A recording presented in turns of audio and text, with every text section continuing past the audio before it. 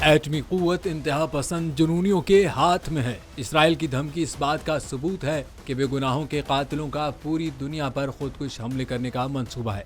شہباز شریف کی اسرائیل وزیر کی جانب سے غزہ پر ایٹم بم گرانے کی دھمکی پر شدید مذمت۔ عالمی برادری سے نوٹس لینے کا مطالبہ بھی کر دیا۔ سابق وزیر اعظم شہباز شریف نے انٹرنیشنل ایٹامک انرجی ایجنسی سے صہیونی ریاست کی جوہری تنصیبات پر مانیٹر مقرر کرنے کا مطالبہ کیا ہے۔ شہباز شریف نے اسرائیلی جنونیت کو انتہا پسندی اور ایٹمی پاگل پن قرار دیتے ہوئے کہا کہ جنونیوں کو نہ روکا گیا تو دنیا جہنم بن جائے گی۔ یہ پاگل پن پوری دنیا کو بھسم کرنے کے مترادف ہے۔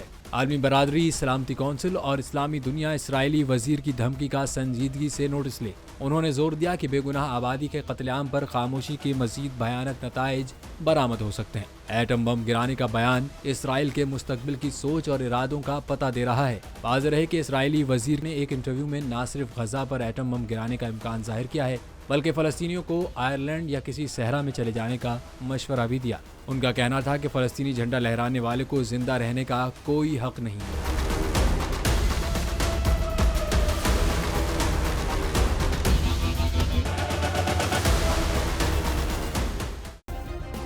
سبسکرائب کریں اور بیل دبائیں تاکہ کوئی خبر رہ نہ جائے۔